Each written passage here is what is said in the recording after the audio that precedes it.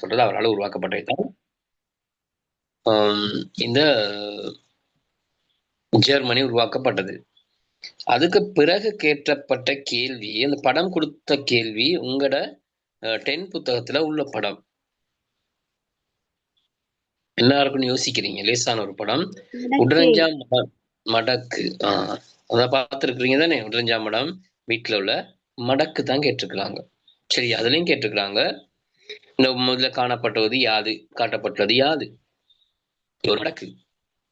இது கண்டுபிடிக்கப்பட்ட இடத்தை குறிப்பிடுக. உடரஞ்சா மடமே அல்லது அந்த உடரஞ்சா மடம் வீடு போட்டாலும் சரி. இது எந்த வரலாற்று காலப்பகுதிக்குரியது? முன் வரலாற்று காலம். ரைட். இதனை தயாரிப்பதற்கு பயன்படுத்ததாக கருதப்படும் தொழில்நுட்ப உபகரணம் வனைதல் சில்லு. 2 விஷயம் இருக்குது. 10 புத்தகம் பக்கத்துல இருந்தா உங்களுக்கு நீங்க பார்க்கலாம். ஒன்று வனைதல் சில்லுங்கிறதும் சரி, வார்ப்பு அச்சு பயன்படுத்தப்பட்டதுன்னு சொல்லியும் சொல்லப்பட்டிருக்கு. வார்ப்பு அச்சு பந்துக்களி போல களிமண்ணை எடுத்து அதை நன்றாக கரைத்து என்ன செஞ்சிருக்காங்க, பந்துக்களி பெறுறது போல பெற்று அதை என்ன செஞ்சிருக்காங்க, பயன்படுத்தி வார்ப்பு அச்சில போட்டு பயன்படுத்தியதாக சொல்லப்படுது. இது வனைதல் சில்லு எதுக்கு அவங்க ஸ்கீம்ல என்ன மார்க்ஸ் என்னக்கு புள்ளி கொடுக்க போறாங்கன்னு தெரியல. ஆனா இங்க இப்படி வந்திருக்குது அந்த வினா. அடுத்த படம் 16ஆம் லூயி பிரான்சிய புரட்சியில உள்ள படம். வளமையா பெரிய கேள்வி ஒன்று வருமா இருந்தால் அதுல உள்ள படங்கள் வாரது இல்லை. ஆனா இந்த முறை அந்த பெரிய கேள்விகள் வர்ற பாடத்துல தான் படமும் வந்திருக்குது. 2ஆம் இது வினாவாக வந்திருக்கிறது வரலாற்று காலங்கள், குடியேற்றங்கள். அப்ப அதுல மடக்கு வந்திருக்கு. 8வது கேள்வியா வந்திருக்குது பிரான்சிய புரட்சி, ரஷ்ய புரட்சி, அதுகள் தான் வந்திருக்குது. ஆனா பிரான்சுடைய மன்னனுடைய பெயர் படம் வந்திருக்குது. 4 புள்ளிக்கு அங்கேயும் வந்திருக்குது. அப்ப இது ஒரு சில காலங்கள்ல ஏற்படுகின்ற அந்த பேப்பர்ஸ்ல இருக்கிற சின்ன சின்ன விஷயங்கள் தான் அது. சரி, அதனால அது ஒன்றும் இதில் யோசிக்கிறதுக்கு இல்லை. ஆனா ஒரு முறை வந்த படம் இன்னொரு முறை வராது அப்படிங்கிறதுக்கு இப்ப சாத்தியம் இல்லைன்னா பஸ்டில் சிறைச்சாலை நம்ம பிரான்சிய புரட்சியில படிக்க வேண்டியது அது ஏற்கனவே 2 முறை வந்திருக்குது. 2017 வந்திருக்குது, 2024-25 வந்திருக்க மாதிரி இருக்குது. சரி, சில விஷயம். அப்ப இந்த 2வது வினாவை பொறுத்த வரையில சரண்யா பேப்பர் சென்ட் பண்றதுக்கு எனக்கு குரூப்ல இல்ல. ஆனா இந்த கையில பேப்பர் இருக்குது. பாப்போம் என்ன செய்யறதுன்னு சொல்லி. ரைட். இந்த கேட்டிருக்கிறாங்க இலங்கையின் வரலாற்றுக்கு முற்பட்ட மனிதன் வாழ்ந்த கரையோர வெட்டவெளிகள். இலங்கையின் வரலாற்றுக்கு முற்பட்ட மனிதன் வாழ்ந்த கரையோர வெட்டவெளிகள் 3 குறிப்பிடுகன்னு கேட்டிருக்காங்க. இது 2வது பாடத்துல படிச்சது. ஆன்சர் உங்களுக்கு தெரியும். அடுத்தது கேட்டிருக்கிறாங்க வரலாற்றுக்கு முற்பட்ட மனிதனின் உணவு கோலத்திலே காணப்பட்ட 2 பண்புகள். உணவு என்ன மாதிரின்னு கேட்டிருக்கீங்க தெரிஞ்சு. அது சரி, முதல்ல உள்ள இல்லையா மீனிக்காக்கள் பதிராஜ பூந்தல்.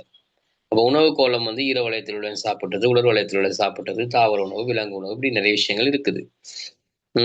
அடுத்தது முன்வரலாற்று கால மனிதனின் வாழ்க்கையில் ஏற்பட்ட 2 மாற்றங்கள், 5 மாற்றங்களை 2 சொல்லி விளக்குனா சரி. ஆரம்ப வரலாற்று காலத்தின் கிராம குடியிருப்புகளில் காணப்பட்ட 3 பண்புகள். அதே ஆரம்ப வரலாற்று கால தன்மை, இயல்பு, அதான் இங்க கேட்டிருக்கிறாங்க. 18 புள்ளி இலகுவாக பெற்றுக்கொள்ளலாம். உங்களுக்கு கொடுத்தாலும் இதுல நல்ல ஒரு புள்ளி பெறக்கூடிய பேப்பரா தான் இந்த பாடம் இந்த வருஷம் எக்ஸாம் பேப்பர் இருக்குது.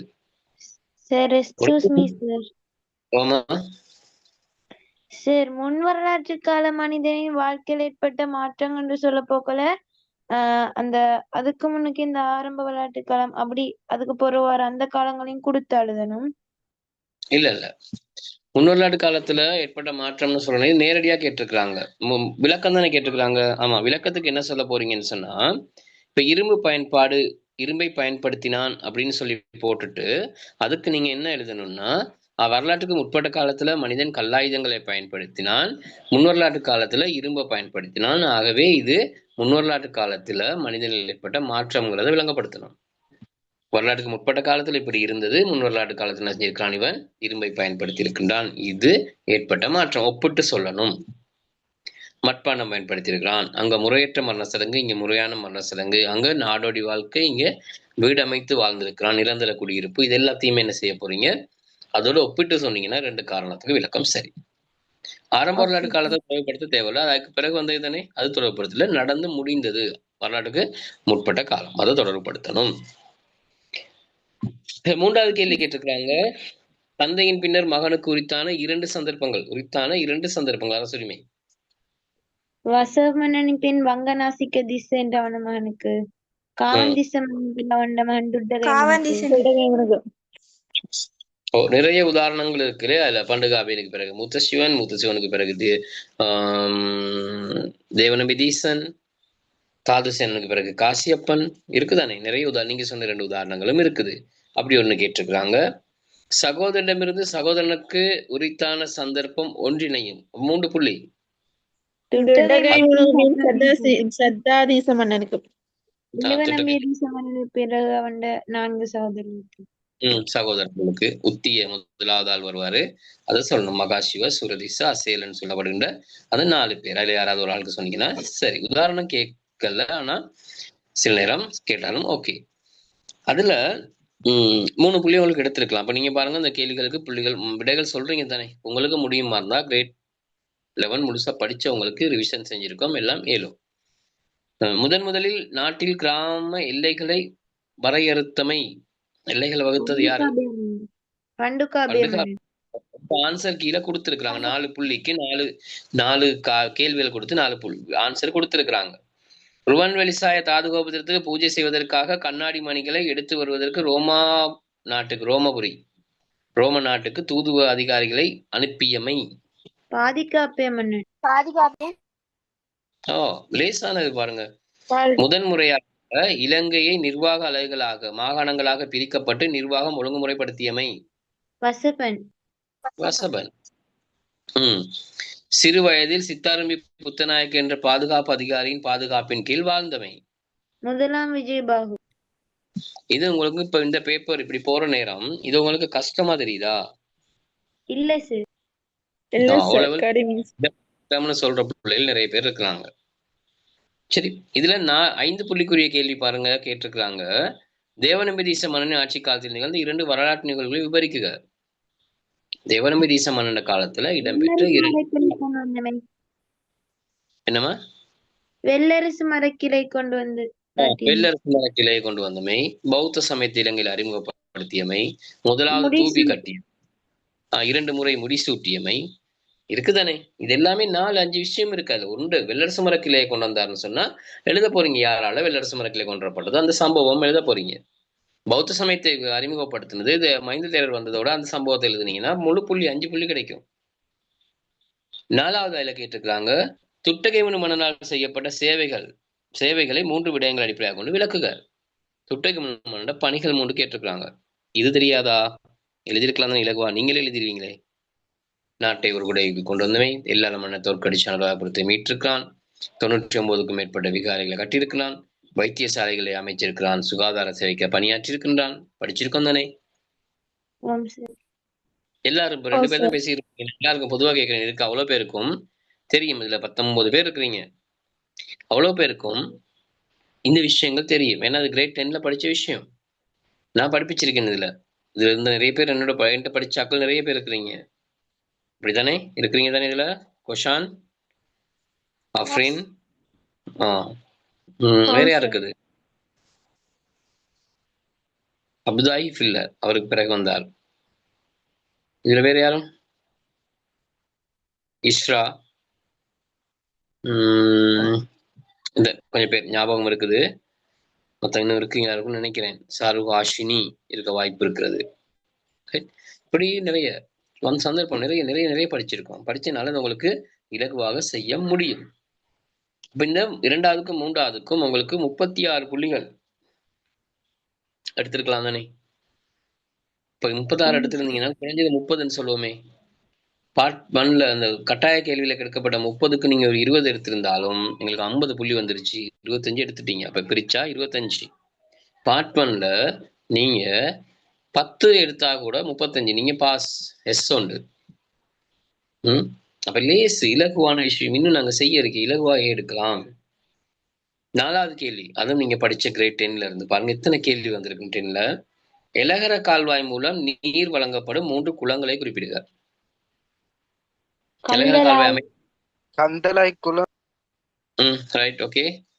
ஒரு ஆண் குரல் கேக்குது, சொல்லுங்க. மின்னேரியா குளம், மின்னேரியா குளம்.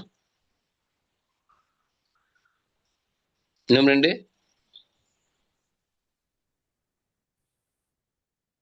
ಕಿರಿತಲ ಕೌಡುಲು கவுடுலு, கவுடலை கிரித்துளு 4 குளம். 4 குளத்துக்கு எலகர கால்வாய் மூலம் நீர் வழங்கப்படுகிறது. 4 புள்ளி 3 புள்ளி கேட்டிருக்காங்க. குளம் ஒன்றின் 4 முக்கியமான பகுதிகளை கேட்டிருக்காங்க.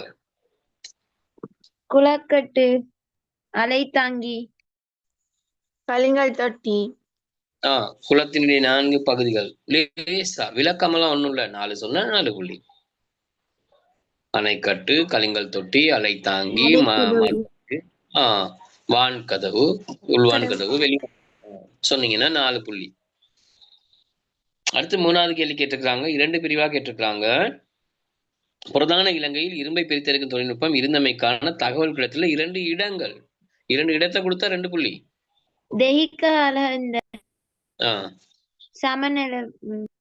சமநல வெவ சிகிரிய அலிகல இல்லையா? சிகிரிய ஆமா அங்கதானே தெய்க அலக்கந்த அலக்கொல வெவ சமநல வெவ. இது உங்களுக்கு தெரியுற விஷயம், நீங்க படிச்சிருக்கீங்க, படிச்சு செஞ்சு சொல்ல போறீங்க. அந்த இடங்களில் இரும்பு பிரித்தெடுக்கப்பட்ட முறையை சுருக்கமாக விளக்குக.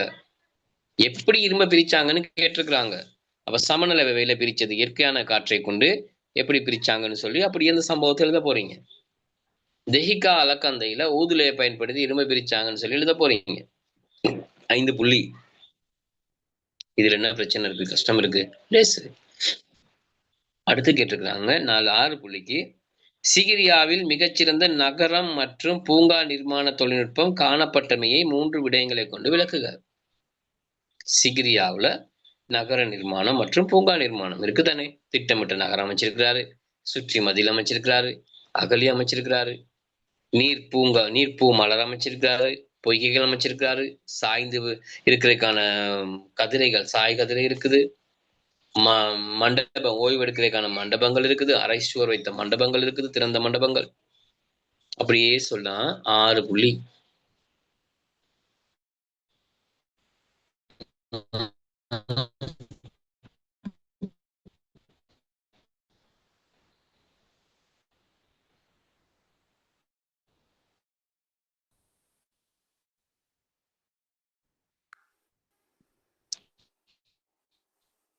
சார் விளங்க மாட்டேங்குது கதைக்கிறது கேட்க மாட்டேங்குது சார். கஷ்டம் அப்படின்னு சொல்றாங்க நிறைய பேர் இருக்கிறாங்க. 5வது கேள்வி அதுவும் கிரேட் 10ல கண்டி ராஜதானியில கேட்டிருக்காங்க. உரிமை அனுபவித்தல் என்பதை அடிப்படையாக கொண்டு கண்டி ராஜ்யம் நில வகைப்படுத்தப்பட்ட 3 பிரிவுகள். கொஞ்சம் கொஞ்சம் கவரேஜ் கொஞ்சம் ப்ராப்ளம் போயிட்டு வருது, மழை தானே.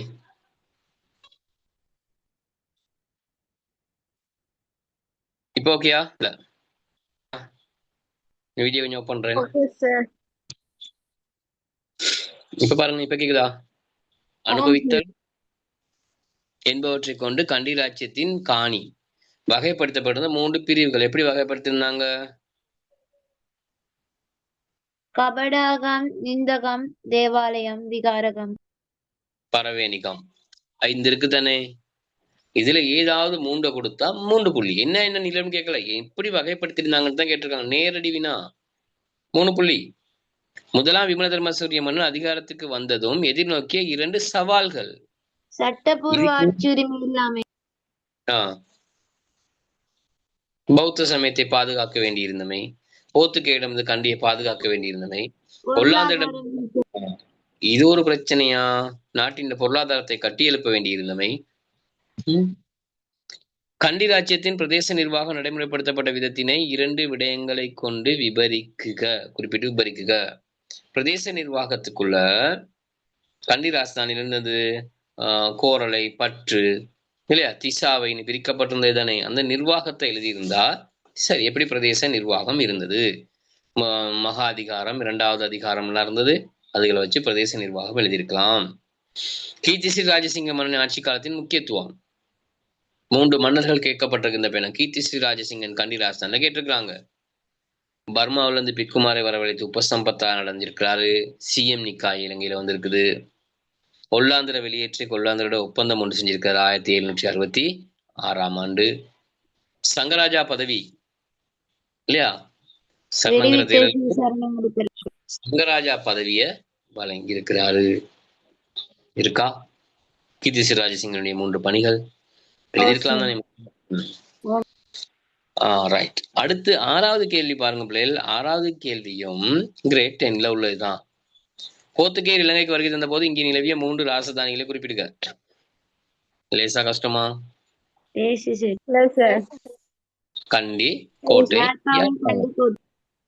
முடிஞ்சுதானே. போர்த்துகேயர் மேற்கொள்ளப்பட்ட ஆக்கிரமிப்புகள் தோல்வி அடைவதில் தாக்கம் செலுத்திய 2 காரணங்கள். போர்த்துகேயர் கண்டி மீது கொண்ட ஆக்கிரமிப்பு தோல்வி அடைஞ்சதுக்கு என்ன காரணம்? மக்கள் மன்னனுக்கு கொண்டிருந்த ஆதரவு. கண்டி ராஜதானியுடைய தரை தோற்ற தன்மை இல்லையா, காலநிலை என்பவற்றை என்ன செய்யல, இவங்க அறிந்து கொள்ளல, தெரியாம இருந்தாங்க. கண்டி மக்களுடைய போர் முறை, கொரில்லா போர் முறை இருக்குதானே. இதை எழுதுனா என்ன பிரச்சனை? 2 சொன்னா 2 காரணம் சொன்னா 4 புள்ளி. விளக்கமெல்லாம் ஒண்ணுமே தேவையில்ல. போர்த்துகேயர் கோட்டை ராஜ்யத்தில் கொண்டிருந்த தொடர்பினை 2 விடயங்களை கொண்டு விளக்கு. கோட்டை ராஜ்யத்தில் எப்படி தொடர்பு கொண்டிருந்தாங்க? நிர்வாக நடவடிக்கைகள்ல அவங்க என்ன செஞ்சாங்க, ஈடுபட்டாங்க. பூனேக பாகமான 7ஆம் பூனேக பாகம் அவரவங்க கூப்பிட்டு இருந்தாரு. போர்த்துகேயரோட கொண்ட தொடர்பு. தர்மபாலனுக்கு பாதுகாப்பு வழங்கினாங்க. அதனூடாக கோட்டை ராஜ்யத்தில் அவங்க என்ன செஞ்சாங்க, தொடர்பு கொண்டாங்க. அவங்க செய்யற உதவிக்காக வர்த்தகம் செய்யறதுக்கு கோட்டைகள் அமைக்கிறதுக்கெல்லாம் அவங்களுக்கு என்ன கிடைச்சது, அனுமதி கிடைக்க பெற்றது. இதை நீங்க எழுதியிருக்கலாம், சொல்லலாம். இப்படி கேட்டா நீங்க சொல்லுவீங்க. அதுல கடைசி கேள்வி கேட்டிருக்கிறாங்க, கண்டி ராச்சியம் தொடர்பில் ஒல்லாந்தர் பின்பற்றிய கொள்கைகளின் முக்கிய பண்புகள் 3 குறிப்பிடுங்க. ஒல்லாந்தர் என்ன செஞ்சாங்க? கொள்கை, கடிதம் பரிமாறினாங்க, உதவி ஒப்பந்தங்கள் செஞ்சாங்க, பரிசில்களை வழங்கினாங்க, சந்தர்ப்பம் கிடைக்கும் போது என்ன செஞ்சாங்க, போர் செஞ்சாங்க, கப்பல் வழங்கினாங்க. அதான் உதவி ஒப்பந்தங்கள் ஊடாக உதவிகளை செஞ்சாங்க. இதை செய்திருந்தா உங்களுக்கு என்ன கிடைச்சிருக்கும்? பார்ட் 2ல அந்த 6 கேள்வி, முதலாவது கட்டாய கேள்வி உட்பட இல்லாமல், கட்டாய கேள்வி இல்லாமல் கட்டாய கேள்வியும் சேர்த்து வருகின்ற 7 கேள்வியில, கட்டாய கேள்வி இல்லாம வருகின்ற 6 கேள்வியில 5 வினாக்கள், மொத்தமா 5 முழுமையான வினாக்கள் தரம் 10ல் உள்ளது. அப்ப இதுல என்ன பிரச்சனை இருக்குது? O level எக்ஸாம் உங்களுக்கு இத்தானே வரப்போகுது. நீங்க எக்ஸாம் செய்யற நேரமும் இதே மாதிரி கிரேட் 10ல உள்ள வினாக்கள் தானே அதிகமாக வரப்போகிறது. கண்டி ராஜ்யம் ஒவ்வொரு வருஷமும் வாருது. அடுத்தது 7வது கேள்வியா வந்து இருக்குது சீர்திருத்தம். சோல்பரி, கோல்ப்ரூக், டொனமூர், அவ்வளவுதான். இந்த இதை பத்தி தான் கேட்டிருக்கிறாங்க. அது நாங்க சாய்ஸ்ல விட்டுட்டு போகலாமே. இந்த இதுலயே 10லயே எங்க சாய்ஸ் விடுற கேள்வி ஒண்ணு இருக்குதே, மிச்சத்தெல்லாம் செஞ்சா போதுமே. 5 கேள்வி, 5 4 செய்ய போறோம். 4க்கும் 72 புள்ளிகள், அப்படிதானே? 18 18 தர 4, 18 தர 4 72. 72ன்னு பார்த்தால் 72 புள்ளி. அன்னைக்கு 72 70 நம்ம 72ன்னே பார்ப்போமே. 72னா பிரிச்சா 36 புள்ளிகள் வந்துருச்சு. எஸ் வந்துருச்சு. பார்ட் 2ல கட்டாய கேள்வி இல்லாம. கட்டாய கேள்விக்கு நீங்க 20 எடுத்திருந்தாலும், அதை 30க்கு 20 எடுத்திருந்தாலும் அதுல ஒரு 2ஆ பிரிச்சு 10 கூட்டுவோம், 46 புள்ளி. பார்ட் 1ல நீங்க 30 எடுத்தீங்கன்னா 76 புள்ளி. இன்னொரு வினா, பார்ட் 3 வினா செய்யவே தேவையில்ல. பார்ட் 1 வச்சே, கிரேட் 10 வச்சு நாங்க ஏ எடுக்க முடியும். பார்ட் 1லனா 11 கேள்வியும் இருக்கும். 10லயே நம்ம என்ன செய்யலாம், எடுக்கலாம். சரியா? அப்படி 11 முழுமையாக படிக்கலன்னு வச்சுக்கொள்வோமே, படிக்கவே இல்லை, 10 மட்டும் வச்சு பார்ட் 1ல 20 வினா வரும். 20ம் சரி எடுத்தோம்னு சொன்னா உங்களுக்கு அங்கே 10, அப்ப 46 10 56. உங்களுக்கு சி பி வரையும் கூட போகலாம். போறதுக்கு தரம் 10 போதுமானதாக இருக்கும். மிச்ச கேள்வி கிரேட் 11 வந்திருக்குது. அது நீங்க படிக்காத. பிரான்சிய புரட்சியும் உலக மகா யுத்தமும் வந்திருக்குது. கைத்தொழில் புரட்சி இந்த முறை எதிர்பார்க்கப்பட்டது. ஆனா கைத்தொழில் புரட்சி என்ன செய்யல, வரல. உங்களுக்கு கைத்தொழில் புரட்சி நிச்சயம். ஓகே, கைத்தொழில் புரட்சியும் மறுமலர்ச்சியும் உங்களுக்கு நிச்சயமாக வரும். எப்படியோ கைத்தொழில் புரட்சி 2 வருடங்கள் வரலன்னு சொன்னா அடுத்த வருடம் அந்த கேள்விதான் வரும். இப்ப நீங்க அதுக்கு தயாராக இருக்கணும். நல்லா படிங்க. 10 புத்தகத்தை மீண்டும் மீண்டும் மீண்டும் மீண்டும் நீங்க என்ன செய்யுங்க, திரும்ப பார்க்கணும். 10 அங்கதான் நிறைய வினாக்கள் இருக்குது. உங்களுக்கு தெரிஞ்சிருக்கும், உங்களால இந்த பேப்பரை இலகுவாக செய்ய முடியுங்கிறது உங்களுக்கு தெரியும். உங்களால இலகுவாக முடியும், எந்த பிரச்சனையும் இல்லை. இப்ப நாங்கள் கிரேட் 11க்கு போவோம். இப்போ வரலாறு கண்டு நீங்க என்ன செய்ய தேவையில்ல, பயப்பட தேவையில்ல. ஓலோவல் பேப்பர் இப்படித்தான் வரும் அப்படிங்கிறது, இப்படி இலகுவாகத்தான் வரும். ஓகே, இதுல பாக 2-3 பேர் தான் பேசுனீங்க, விட சொன்னீங்க. மிச்சாக்களுக்கும் விட தெரியும் நான் நினைக்கிறேன். விட தெரியும், ஆனா எல்லாருமே மைக் ஆன் பண்ணல. நீங்க நினைக்க கூடாது எல்லாத்தையும் நான் கேட்கலன்னு சொல்லி எல்லாத்தையும் பேரும் சொன்னா லேட் ஆகும். உங்க எல்லாராலையும் பாஸ் பண்ண முடியும், எடுக்க முடியும். அதனால தைரியமாக எக்ஸாமுக்கு மூவ் கொடுக்கறதுக்கு ரெடி ஆகுங்க. இன்னும் கொஞ்ச நாள் தான் இருக்குது. இல்லைங்களா? இன்னும் கொஞ்ச நாள் தான் இருக்குது. இங்க செக்யூர்டா இன்னும் ரொம்ப நாள் இருக்குதுன்னு சொல்லி, ரொம்ப நாள் இல்லை, இன்னும் கொஞ்ச நாள் தான் இருக்குது. 2வது மாதம் முடிய போகிறது. ரைட், ஸ்கூல் தொடங்குற நேரம் 3ஆம் மாதத்துல தொடங்குது. அங்கிட்டு ஏப்ரல் ஒரு லீவ் ஒன்று வரப்போகிறது. கொஞ்ச நாள் ஒரு சின்ன சின்ன லீவ் ஒன்று இருக்கும் தானே. அங்கிட்டு அடுத்தது May, June, July, August, September, October, November, December, அங்கிட்டு லீவ், மழை, காலநிலை மாற்றம், நிறைய பிரச்சனை இருக்கு தானே. பெருநாள் போயா எல்லாம் பார்க்குற நேரம் இன்னும் சொற்ப நாட்கள் தான் இருக்குது. அதுக்கு நீங்க ரெடி ஆகுங்க. ரைட், கடைசியா படிச்ச விஷயத்த ஞாபகப்படுத்துங்க பாப்போம். என்ன படிச்சோம் சொல்ல முடியுமா? சார் லாஸ்ட் ஆங்கிலேய கன்னிராஜ்யத்தை கைப்பற்றிதல்ல முடிச்சோம் சார். கியூ மாளிகை எல்லாம் ஓகேயா? ஓம் எல்லாம் சார். ஞாபகம். ரைட். மியூரன் குளிர்ந்த சிபாரிசுகள் 7. ஆங்கிலேயர் கண்டி ராஜதானி மீது கவனம் செலுத்தினதுக்கு என்ன காரணம்?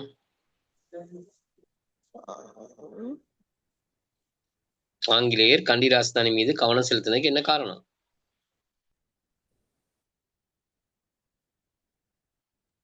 கண்டி ராஜதானி இயற்கை அமைப்பு. வேற வேறு நிறைய காரணம் இருக்கு. ஆங்கிலேயர் கண்டி ராஜதானி மீது கவனம் செலுத்தினதுக்கு நிறைய காரணம் இருக்கு. குறிப்பா பிரட்டிக்னோத் தான் ஆளுநராக இருந்தார். அவர் தான் கண்டி ராஜதானி மீது கவனம் செலுத்தினாரு. என்ன காரணங்கள்? நிறைய 5-6 காரணம் இருந்தது தானே. ஆமாவா இல்லையா? ஞாபகம் இருக்குல்ல? ஞாபகம் இல்ல. நிறைய காரணத்துல ஒன்று, கரையோர மக்கள் கண்டி மன்னனை தங்களது மன்னனாக நினைத்தமை. ஞாபகம் இல்ல? கரையோரத்தில் இடம்பெற்ற 1797ஆம் ஆண்டு கிளர்ச்சிக்கு கண்டி மன்னன் உதவினான் என்ற சந்தேகம், அதுவும் ஞாபகம் இல்லையா? இருக்குதானே. திருகோணமலைக்கும் கொழும்புக்கும் இடையில தரைவழி பாதை அமைக்கிறதுக்கு கண்டி மன்னன் அனுமதி வழங்காமை, பிரான்சிட உதவியை தங்களுக்கு எதிராக நாடலாம் என்ற அச்சம், கண்டி ராஜதானியில் இருக்கிற கடவைகள்ல அதிகமாக வரி கட்ட வேண்டி இருந்தமை ஆங்கிலேயர் பொருட்களை பெற்றுக்கொண்டு செல்லும் போது, இந்த விஷயங்கள். இதனால தான் பிரட்டிக்னோத் கண்டி ராஜதானி மீது கவனம் செலுத்தி கண்டி ராஜதானியை தங்களோட கட்டுப்பாட்டுக்குள்ள கொண்டு வரணுங்கிறதுக்காக போர் செய்யறதுக்கு முதல்ல மெக்டோவல் தலைமையில ஒரு தூதுக்குழுவினரையும் படைகளையும் கண்டிக்கு அனுப்ப திட்டமிட்டு அனுப்பினார் அப்படின்னு சொல்லி பார்த்திருக்கோம் தானே. அந்த 1164 போர் வீரர்களும் 8 பீரங்கிகளும் கண்டி நகருக்குள் நுழைய விடாமல் மன்னன் இடையிலேயே அவர்களை தடுத்தான். அந்த கோபம் 1803ஆம் ஆண்டு மெக்டோவல் தலைமையில கண்டி மீது படையெடுப்பை பிரட்டிக்னோத் மேற்கொண்டார். கோபம் ஏன்னா பிரட்டிக்னோத் நினைக்கிறாரு, கண்டியை நாங்க போர் செய்யாமல் தங்களுடைய படைகளை காண்பித்து பீரங்கிகளை காண்பித்து மன்னனை தங்களுக்கு கீழ்ப்படிய வைப்பதற்கு, மன்னன் இதையெல்லாம் பார்த்தால் பயந்து தங்களோடு இணைந்துருவார், நாங்க சொல்றதெல்லாம் கேட்பார்னு யோசிச்சார். யோசிச்சது பிரடிக்னோத். ஆனா மன்னன் அப்படிப்பட்டவன் அல்ல. போர் ஆயுதங்களோடும் படைகளோடும் கண்டிக்குள் ஆங்கிலேயர் வருவதற்கு அவன் அனுமதிக்கவில்லை. தூதுக்குழுவை மட்டும்தான் வர சொன்னான். தூதுக்குழு மட்டும்தான் வந்து பேசிட்டு போனாங்க. பேச்சுவார்த்தையும் வெற்றி அளிக்கல. பிரட்டிக்னத்துக்கு சரியான கோபம். ஒரு விடயத்தை நினைச்சு அவர் என்ன செஞ்சார்? படை அனுப்பினார். நான் நினைக்கிறேன் போனால் ரைட், ஓகே, எல்லாம் சரி, மன்னன் எங்களுக்கு அடிபணிந்துருவார், நாங்க சொல்றதை கேட்பார், பயந்துருவார்னு கேட்டா நான் நடக்கல. அப்ப அது மனவேதனை பிரடிக்னோத்துக்கு. நான் நினைச்சது நடக்கலையே, கண்டியை சும்மா விடக்கூடாது, இப்படியா என்ன செய்யணும், கைப்பற்றிடணும் சொல்லித்தான் மீண்டும் 1803 படை ஒன்றை கண்டிக்கு அனுப்பினான் மெக்டோவல் தலைமையில. அந்த படை கண்டி நகருக்குள் நுழையும் போது மன்னன் பின்வாங்கினான். அங்குராங்கத்தைக்கு பின்வாங்கி அங்கு போருக்கான ஆயத்தங்களை செய்தான். மக்கள் மன்னனுக்கு ஆதரவாக இருந்து மன்னனை சூழ்ந்து மன்னனுக்கு பாதுகாப்பு வந்தாங்க. அந்த நேரம் ஆங்கிலேயர் தங்களிடம் தஞ்சம் அடைந்திருந்த முத்துசாமி என்பவனை மன்னனாக்குனாங்க. முத்துசாமி தன் அரசு உரிமை உடையவன். கண்ணுசாமி அரசனானதுனால முத்துசாமி ஆங்கிலேயரிடம் தஞ்சம் அடைந்திருந்தான். அவனுக்கு அரச உரிமை இருந்தனால அவனை மன்னனாக்குனாங்க கண்டிக்கு. ஆனா கண்டி மக்கள் முத்துசாமியை மன்னனாக என்ன செய்யல, ஏற்றுக்கொள்ளல. ஆங்கிலேயருக்கு விசுவாசமாக இருக்கிற ஒருவனை நாங்க மன்னனாக ஏற்றுக்கொள்ள அவங்க விரும்பல. அதனால சிறிது காலத்துல மழைக்காலம் தொடங்கியதோட கண்டி மக்கள் தங்களுடைய போரை ஆரம்பிச்சாங்க. இந்த மழைக்காலத்துக்கும் குளிருக்கும் காலநிலை மாற்றங்களுக்கும் முகம் கொடுக்க முடியாத ஆங்கிலேயர் படைகள் பெரும் இன்னல்களுக்கு உட்பட்டாங்க. நோய்கள் ஏற்பட்டது, உணவு தட்டுப்பாடு ஏற்பட்டது, ஆயுதங்கள் செயலிழந்தன, பாவிக்க முடியல, குளிர், சரியான குளிர், பனி, மழை.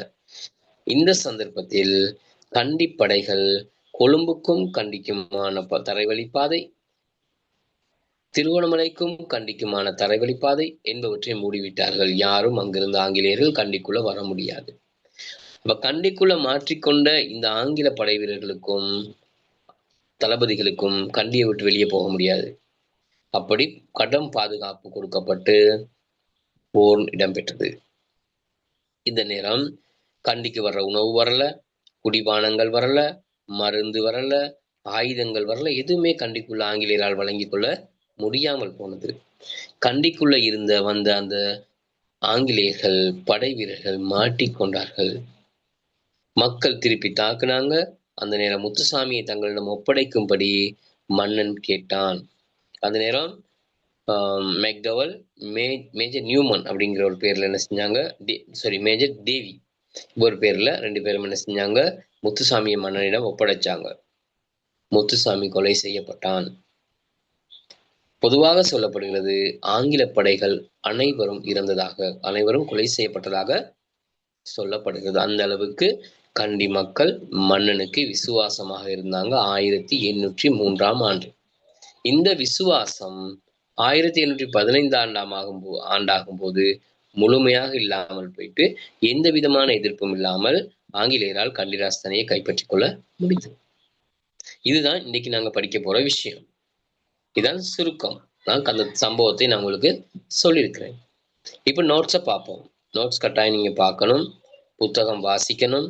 இதுக்கு காரணம் நீங்க பார்த்துருப்பீங்க. இப்ப நான் பார்ட் 1 பேப்பர் நான் பார்க்கல. பார்ட் 1 நான் அடுத்த கிழமை எப்படியா கொண்டு வரேன். பார்ட் 1ல ஏதோ ஒரு பந்தியிலிருந்து ஒரு வினா வரப்போகுது. அப்ப அந்த பந்தியிலிருந்து வினா வரப்போகுதுன்னா அந்த இடம் தெரிஞ்சிருக்கணும். அதுக்கு நாங்க புத்தகத்தை வாசிச்சிருக்கணும். டியூட்ஸ் பார்த்து சரி வராது. டியூட்ல முழுமையான விஷயம் இருக்காது, சுருக்கமாக இருக்கும், அதுவும் சரி வராது. எந்த இடத்துல பார்ட் 1க்கான வினா, அதற்கான விடை இருக்கு அப்படிங்கிறத நோட்ஸ்குள்ள நீங்க பார்க்கணும், கட்டாயம் பார்க்கணும். யாரும் வீட்டுல புத்தகம் வாசிக்க போகிறதுக்கான சந்தர்ப்பம் இல்லை. நான் நினைக்கிற மாதிரி பெரும்பாலும் இல்லை. வேணும்னா ஒரு சிலர் புத்தகத்தை டைம் பாஸுக்காக வாசிக்கலாம். மற்றபடி இந்த வரலாறு புத்தகத்தை வாசிக்க உங்களுக்கு சந்தர்ப்பம் கிடைக்காது. வரலாறு படிச்சாலே கஷ்டம்னு நினைக்கிற நிலைதான் இருக்குது, மனநிலை தான் இருக்குது. அதனால புத்தகம் நீங்க வாசிக்க மாட்டீங்க. அதனால நான் புத்தகத்தை உங்களுக்கு வாசிக்கிறேன், வாசிச்சு விளங்கப்படுத்துறேன். எந்த இடத்துல என்ன முக்கியமான விஷயம் இருக்குது. ஓகே கோஷான் இல்லையே, இப்ப கிளியர் ஆகும். கவரேஜ் இருக்கு. மழைதான் பிரச்சனை. மாற்று வழி என்னன்னு எனக்கும் தெரியல. மழை இல்லாட்டி வெளியில போயிடுவேன். வெளியில போயிட்டு சரி ஏதாவது ஒரு விஷயத்த நாங்க படிக்கலாம். ஆனா இன்னைக்கு பார்ப்போம். இன்னும் கொஞ்சம் நேரம் தானே, ட்ரை பண்ணுவோம். சரி, புத்தகத்தை பார்த்துக்கொள்ளுங்க. நான் சொல்ற விஷயம் சிலது கேட்காட்டியும் புத்தகத்தை நீங்க அப்படியே வாசிச்சுட்டு போங்க. ரைட், நீங்களும் வாசிங்க, மனதால வாசிங்க. ரைட், பாருங்க. 1803 ஆண்டு கண்டி படையெடுப்பு. மெக்டோவலின் தூது பயணம் எதிர்பார்த்த பலனை அடையாததால் ஆளுநர் நோர்த் கண்டிக்கு படையெடுக்க தீர்மானித்தார். இதற்கமைய 1803 ஜனவரி பிப்ரவரி மாதங்களில் கொழும்பில் இருந்தும் திருகோணமலையில் இருந்தும் 2 படையணியினரை கண்டிக்கு அனுப்ப நடவடிக்கை எடுத்தார். மெக்டோவலின் தலைமையில் மேற்கொள்ளப்பட்ட இவ்வாக்கிரமிப்பின் போது பிப்ரவரி 21 ஆங்கிலேய படை கண்டி நகரில் பிரவேசித்தது. ஸ்ரீ விக்ரமராஜசிங்க மன்னனும் நகர மக்களும் பாதுகாப்பு உத்தியாக நகரத்தை கைவிட்டு தம்மை ஆயத்தப்படுத்திக் கொள்வதில் ஈடுபட்டனர். போருக்கு வந்துட்டாங்க ஆங்கிலேயர், தாங்கள் போருக்கு தயாரில்லை, போர் செய்தால் தோல்வி அடைய வேண்டிய நிலை ஏற்படும், ஆகவே போருக்கு தயாராவதற்காக நகரத்தை விட்டு அவர்கள் பின்வாங்கினார்கள். அங்குராங்கெத்த. சரி, ஆங்கிலேயரால் கண்டிக்கு அழைத்து செல்லப்பட்ட இளவரசன் முத்துசாமி மன்னராக பிரகடனம் செய்யப்பட்டார்.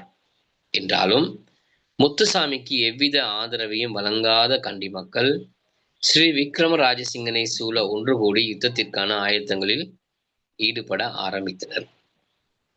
ஆதரவு விக்ரமராஜசிங்கனுக்கு, ஆங்கிலேயருக்கு அல்ல, முத்துசாமிக்கும் அல்ல. மழைக்காலம் ஆரம்பமானதுடன் ஆங்கில படையினரிடையே நோய்கள் பரவ ஆரம்பித்தன. கரையோர பகுதியிலிருந்து கண்டியுடனான தொடர்பு வழிகளை கண்டியினர் தடைப்படுத்தியதனால் உணவு குடிபானங்களுக்கு தட்டுப்பாடு ஏற்பட்டது. அத்தோடு கொழும்புடனான தகவல் தொடர்புகளுக்கும் இடைஞ்சல் நேர்ந்தது. இதனால் ஆங்கிலேயர் எதிர்பாராத நிலை ஒன்றுக்கு முகம் கொடுக்க வேண்டி இருந்தது. இதற்கிடையில் சந்தர்ப்பத்தை பயன்படுத்தி கண்டி படையினர் மேற்கொண்ட தாக்குதல்களால் ஆங்கிலேய படையினருக்கு பெருந்தோல்வி ஏற்பட்டது. தமது பொம்மை ஆட்சியாளனான முத்துசாமி இளவரசன் கொல்லப்பட்டதிலிருந்து ஆங்கிலேயர் அடைந்த தோல்வியின் அளவு வெளிப்படுத்தப்பட்டது. முத்துசாமியை கொண்டுட்டாங்க. இப்பயே தெரியுது ஆங்கிலேயர் எந்த அளவுக்கு தோல்வி. தாங்களால் மன்னனாக நியமிக்கப்பட்ட ஒருவன் கொலை செய்யப்பட்டு விட்டான்னா ஆங்கிலேயருக்கு தோல்வி தானே. இப்படையெடுப்புக்கு முன்னர் ஆளுநர் நோத்துக்கு கண்டி ராஜ்யம் தொடர்பான சரியான அறிவோ அனுபவமோ இருக்கவில்லை தான் பிரச்சனை. ஒரு விடயத்துக்கு, ஒரு போருக்கு போனா சகல தகவல்களையும் அவர் அறிந்து அதற்கு தயாரான நிலையில் போயிருக்கணும், தான் வெற்றி பெற முடியும். இவருக்கு அதெல்லாம் ஒண்ணும் இல்லை. அடிக்கலாம், கண்டியை நாங்க அடிச்சேன்னா கண்டிக்கு வந்ததில்லை. கண்டியினுடைய தரை தோற்றம் தெரியாது, கண்டியின் மக்களுடைய போர் முறை தெரியாது, கண்டியில இருக்கிற மலை காலநிலை தெரியாது, ஒண்ணுமே தெரியாது. ஆனா போயிட்டார் சண்டைக்கு. அதனால தான் அவர் போர் தோல்வி அடைஞ்சதுக்கு காரணம். சரி, என்றாலும் தனது ஆக்கிரமிப்பு தோல்வியில் முடிவடைந்ததுடன் கண்டி அரசு பலமானது என்றும் இவ்வாறான ஆக்கிரமிப்புகளால் அதனை வெற்றி கொள்ள முடியாது என்று விளங்கிக் கொண்டார். இதனால் 1803 படையெடுப்பின் பின்னர் கண்டியுடன் மிகவும் பொருத்தமான தந்திரோபாய கொள்கை ஒன்றை செயற்படுத்துவதற்கு ஆங்கிலேயர் முனைந்தனர். தங்கள போர் செய்யணுங்கிற அந்த எண்ணத்தை விட்டுட்டு தந்திரமான முறையில் எப்படி சூழ்ச்சி செய்து எப்படி கண்டிராஸ்தனை கைப்பற்றலாம் என்ற எண்ணத்துக்கு ஆங்கிலேயர் வந்தாங்க. அந்த விஷயத்தில் நல்லா பார்த்துக்கொள்ளுங்க பிள்ளைகள், நல்லா பார்த்துக்கொள்ளுங்க. விலங்குதான் எல்லாருக்கும், விலங்காட்டி கேளுங்க. அந்த ஒரு சிலர் மட்டும் பேசுறீங்கன்றதுனால தான் நானும் சொல்றேன். விலங்கலைன்னா எல்லாரும் கேளுங்க. என்ன விலங்கலன்னு சொல்லியும் கேளுங்க, வெறுமனே இருக்கக்கூடாது. கேள்வி கேட்கணும். நான் சொல்லியிருக்கேன் பாசிட்டிவ் ப்ளஸ் பாருங்கன்னு சொல்லி ஒவ்வொரு நாளும் கேள்வி எடுத்துட்டு வாங்கன்னு சொல்லியும் சொல்லியிருக்கிறேன். ஆனா மாற மாதிரி தெரியல. டவுட்ஸ் கொண்டு வரணுமே, கேட்கணுமே. டவுட் இருந்து அதனை பிள்ளைகள் படிக்கலாம், அதனை படிக்கிறோம் அப்படிங்கிறதுக்கு இல்லையா. படிக்கணும்னா டவுட் வரணும். டவுட் இல்லாட்டி நாங்க முழுமை அடைஞ்சிட்டோங்கிறது தான். ஆனா ஏதாவது சந்தேகம் வருமே. சரி, ஓகே, ரைட். இப்ப அது 803 முடிஞ்சு. இப்ப கேள்வி உங்கள்கிட்ட கேட்கலாம். இதுல வரக்கூடிய கேள்வி என்னன்னா, பிரித்தானியர் கண்டி ராஜதானி மீது கவனம் செலுத்தும் காரணம் அது முதல் பாதிச்சிட்டோம். 1803 கண்டி மீதான பிரித்தானிய படையெடுப்பு தோல்வி அடைந்தமைக்கான காரணம் ஒரு கேள்வியில வரும். 1803 கண்டி மீது படையெடுத்த பிரித்தானிய ஆளுநர் யாருன்னு கேள்வி வரும்.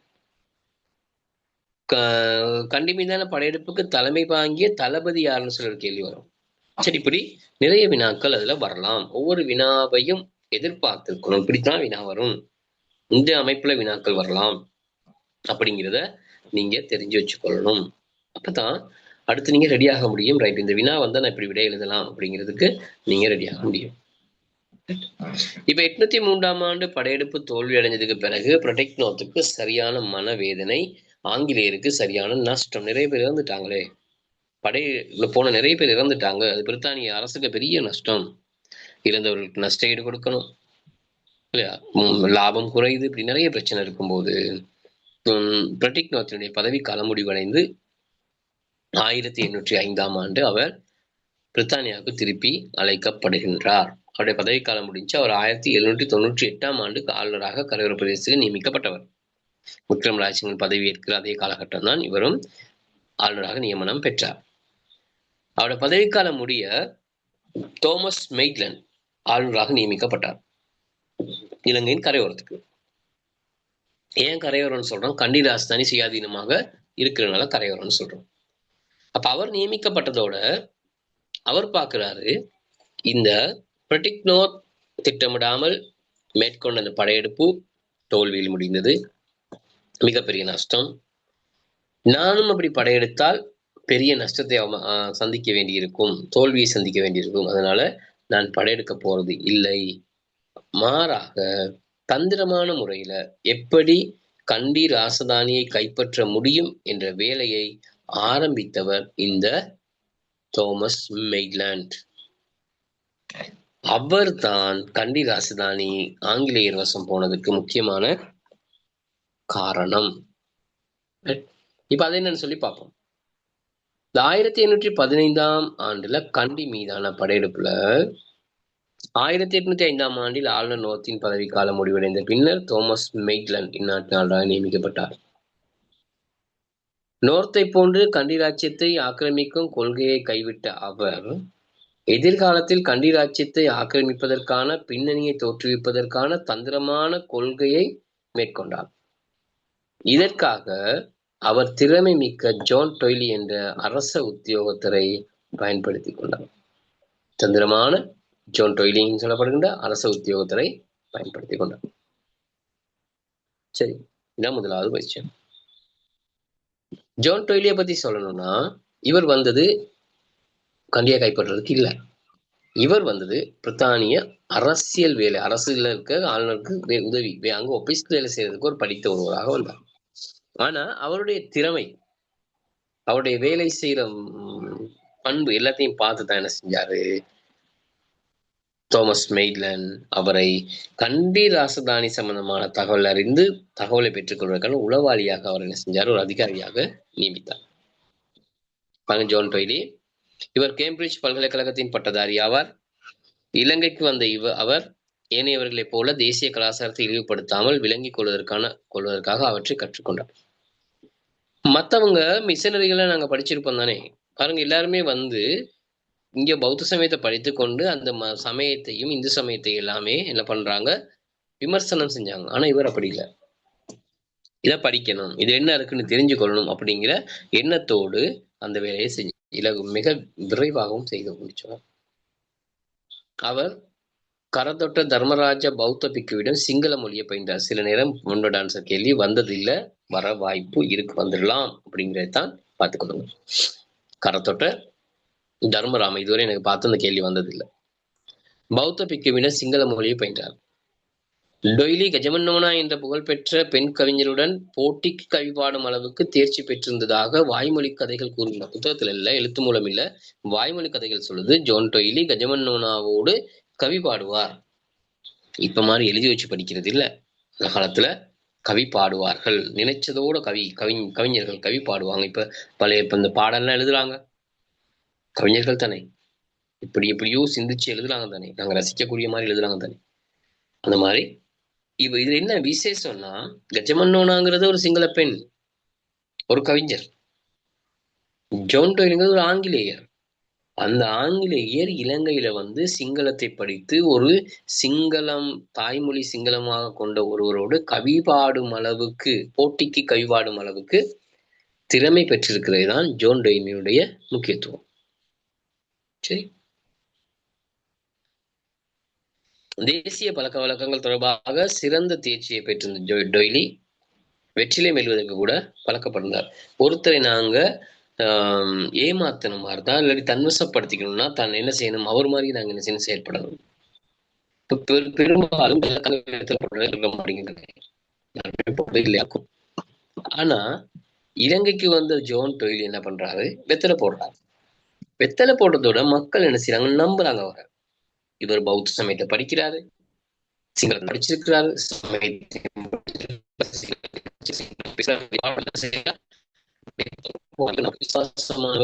இவர் எங்களோடு இணைஞ்சார், பௌத்த சமயத்தோடு இணைஞ்சிட்டார், அப்படி நிறைய விஷயங்கள் மத்தியில் தோற்றம் பெருந்தானே மக்கள்.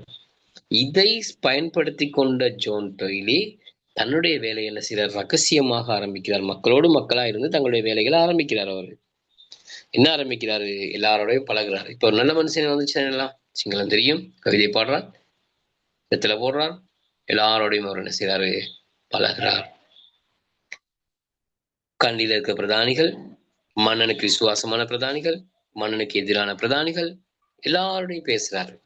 பேசி பேச்சுவார்த்தை நடத்தி அது சம்பந்தமான தகவல் அறிந்து கொண்டு, அது மட்டும் இல்லாம தன்னுடைய தங்களுடைய ஒற்றர்களை கண்டி நகருக்குள் அனுப்புறாரு.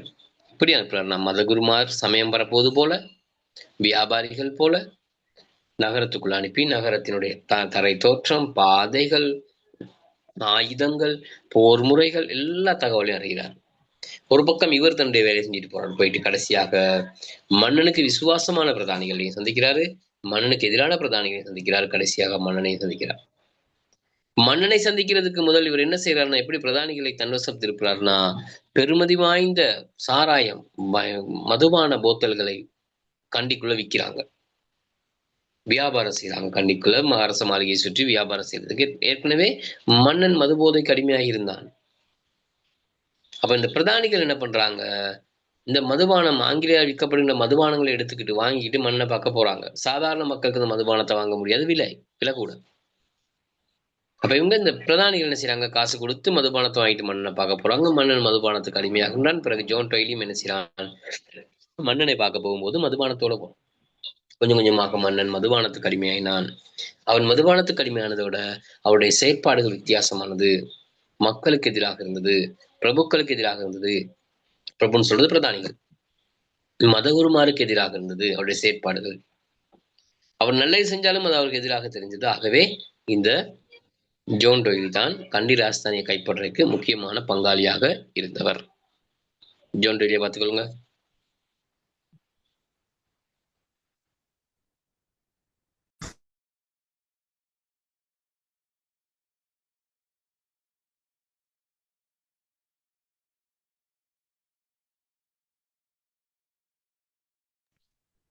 சரியா?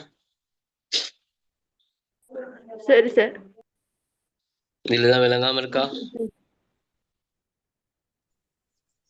நபா சார், கஜமன்னோனா யாரு? கஜமன்னோனான்னு சொல்றது ஒரு பெண் கவிஞர், கவி பாடும் ஒரு பெண்.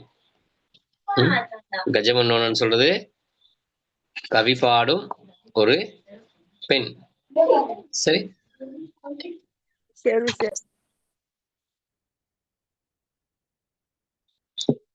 அந்த காலத்துல பெண்களும் கல்வி கற்றிருக்காங்க, கவிஞரா இருந்திருக்காங்க. கல்வி கற்றிருக்காங்கன்னா கவிஞரா இருந்திருக்காங்க, திறமை பெற்றவர்களாக இருந்திருக்காங்க. இன்றைக்கு அப்படித்தானே, அதிகமாக பெண்கள் தானே படிக்கிறாங்க, இல்லையா? ஆண்களை விட ஆண்களும் இருந்தாலும் அதிகமாக பெண்கள் படிக்கிறாங்க. உயர் அரச நிறுவனங்களையும் சரி, தனியார் நிறுவனங்களையும் சரி, உயர் பதவிகள்ல அதிகமாக பெண்கள் இருக்கிறாங்க. அந்த மாதிரி கஜமன்னோனாவும் அந்த காலத்துல நினைச்சிருக்கலாம், கவிபாடைய ஒரு பெண்ணாக இருப்பாங்க. சரி, பிரித்தானியர் கண்டி ராஜ்யத்தை கைப்பற்றுவதற்கு ஏது அமைந்த காரணிகள் 2 கொண்டு விளக்குன்னு சொன்னா அது எப்படி சார் விளக்குறது?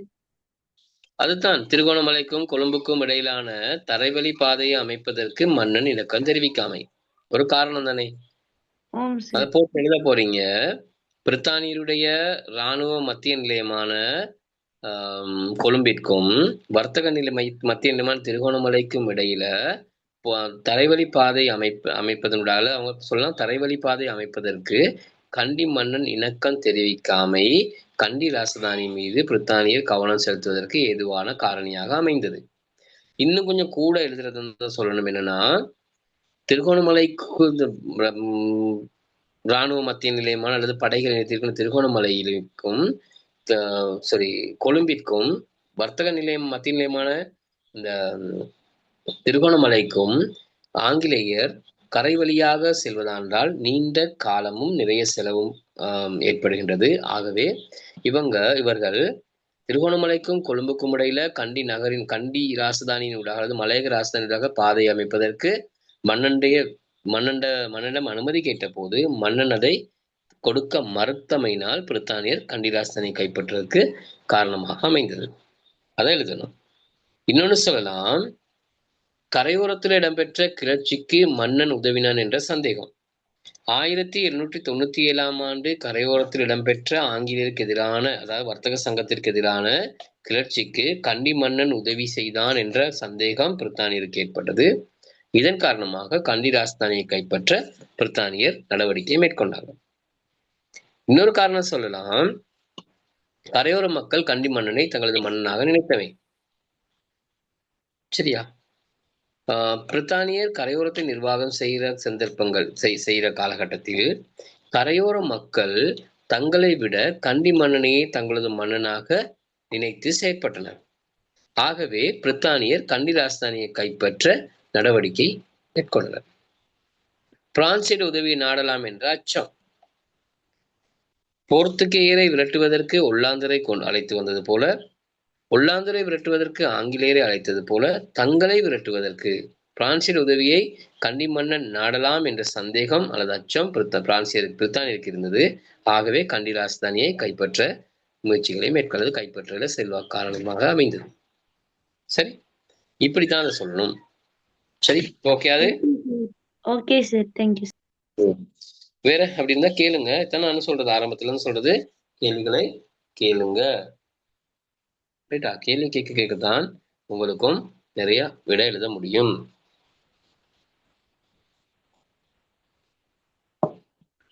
கரெக்ட். வேற இந்த படம் பாருங்க. கண்டி பிரதானிகளுடன் ஜோன் டொய்லி. இப்ப கண்டி மக்களோட தொடர்பு கொள்றான், பிரதானிகள் தொடர்பு கொள்றான்னு சொல்லுதானே. கொஞ்சம் கொஞ்சமாக மன்னனும் இப்ப என்ன செய்யறான், மக்களுடைய எதிர்ப்பை சம்பாதிக்கிறான், பிரதானிகள் எதிர்ப்பை சம்பாதிக்கிறான், பிக்குமாடு எதிர்ப்பை சம்பாதிக்கிறான். இப்படி போற காலகட்டத்துல தான் ஜோன் டொய்லியும் போயிட்டு என்ன செய்யறாரு, மெல்ல பிரதானிகளை சந்தித்து மன்னன் எப்படி கண்டி ராசதானியை கைப்பற்றலாம் அப்படிங்கிற செயற்பாடுகளுக்கு இவர்களை பயன்படுத்தி கொண்டான். பாருங்க, ஜோன் டொய்லி கண்டி பிரதானிகளுடன் ரகசிய தொடர்புகளை கொண்டிருந்து அவர்களை ஆங்கிலேயருக்கு சார்பானவர்களாய் மாற்றிக்கொள்வதில் அதீத ஈடுபாடு காண்பித்தார். அத்தோடு வியாபாரிகள், அறிஞர்கள், சமயகுருமார் போன்று வேடம் பூண்ட ஒற்றர்களை விலங்கலையா 11 விலங்குபடுத்தலையா? இங்கிட்டு மாறிடுச்சு இல்லையா? ஓகே, சரி தானே, சரிதானே. பேஜ் 33 இருக்காப்ல, 11 இல்லையா? இல்ல, சரி, ரைட். நான் மெசேஜ் போட்டு நானும் பயந்துட்டேன். சரி, பாருங்க. கண்டியக்கு அனுப்பி ராஜ்யத்தின் உள்நாட்டு நடவடிக்கைகள் தொடர்பான சகல விடயங்களையும் சேகரித்துக் கொள்வதில் அவர் ஆர்வம் காட்டினார். அவர் ஈடுபட்டார். இதனால் கண்டி அரசின் உள்நாட்டு பாதுகாப்பு நடவடிக்கைகள் தொடர்பாக ஏனைய எந்த ஒரு ஐரோப்பியரும் அறிந்திராத விடயங்களை தெரிந்து கொள் வைத்திருக்கும்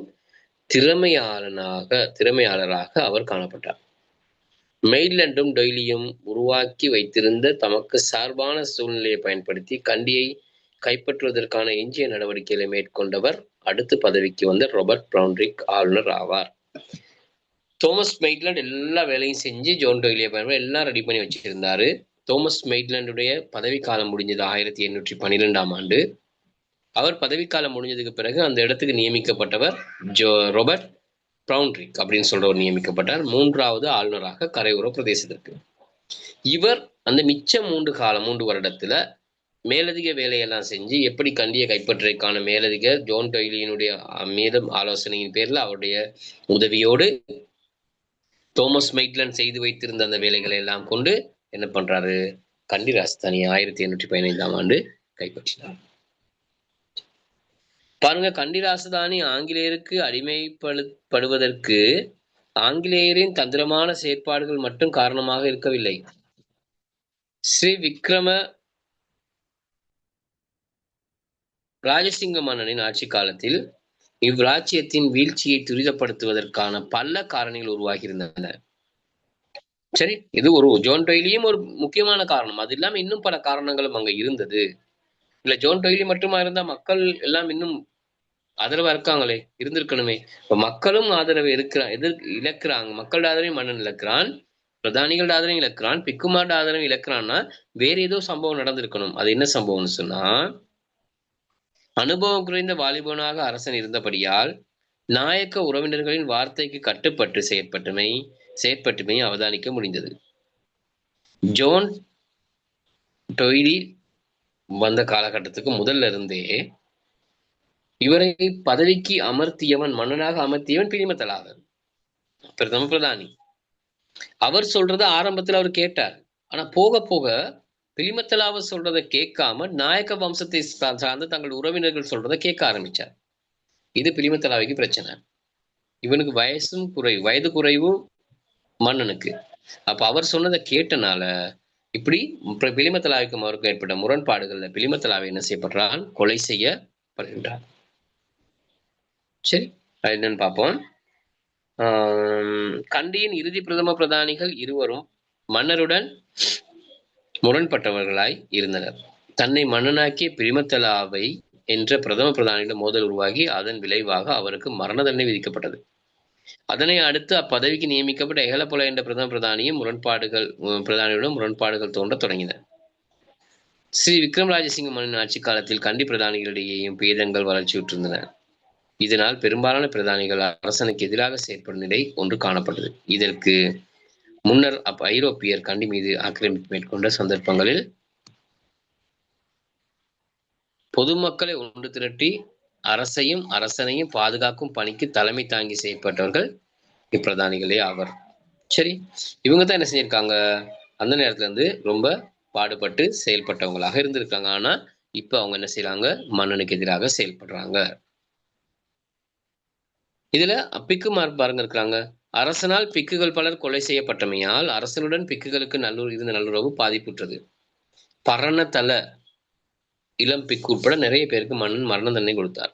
ராச துரோக குற்றச்சாட்டுன்னு சொல்லி சொல்லக்கூடாது. இதனால பிக்குமார் என்ன செய்யறாங்க, மன்னனுக்கு எதிராக செயல்படுறாங்க. பாருங்க, ஸ்ரீ விக்ரமராஜசிங்க மன்னனின் இறுதி காலத்தில் மேற்கொள்ளப்பட்ட சில நடவடிக்கைகளால் அரசனுக்கும் பொதுமக்களுக்கும் இடையே நிலவிய உறவு சீர்குலைந்தது. இது கிரேட் 9 நாங்க படிச்ச விஷயம், அதனால கொஞ்சம் வேகமா போறேன். அதற்கு முக்கிய காரணம் போகம்பரை வாவியை விஸ்தரித்தல், பத்திருப்புவை கட்டுதல் போன்ற கண்டின் நகரை அலங்கரிக்கும் அரச பணி ஈடுபட்டிருந்த சப்ரகமோ 4 கோரளை 7 கோரளை மக்கள் இரவு வேளையில் கண்டி நகரில் தங்குவதற்கு மன்னன் தடை விதித்திருந்தார். மிக நீண்ட தூரத்திலிருந்து வந்துதான் கண்டிக்குள்ள வேலை செய்யறாங்க, நகரத்தை அழகுபடுத்துற வேலை செய்யறாங்க. ஆனா இவங்க கண்டிக்குள்ள தங்கக்கூடாது, ரிட்டர்ன் வீட்டுக்கு போயிடணும். போறது சரியான கஷ்டம், மிக நீண்ட தூரம் போகணும். எப்படி போறது, போயிட்டு எப்படி திரும்ப வேலைக்கு வாரது? இதனால மக்கள் மன்னனோட என்ன செஞ்சாங்க, முரண்பட ஆரம்பிச்சாங்க. சரி,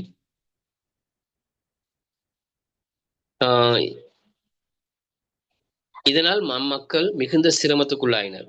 மன்னனுக்கு எதிராக சப்ரகம பிரதேசத்தில் ஏற்பட்ட கலவரத்தை இலகுவாக கட்டுப்படுத்த முடிந்தாலும் அதில் 100க்கும் மேற்பட்ட கலகக்காரர்களுக்கு மரணித்தர்.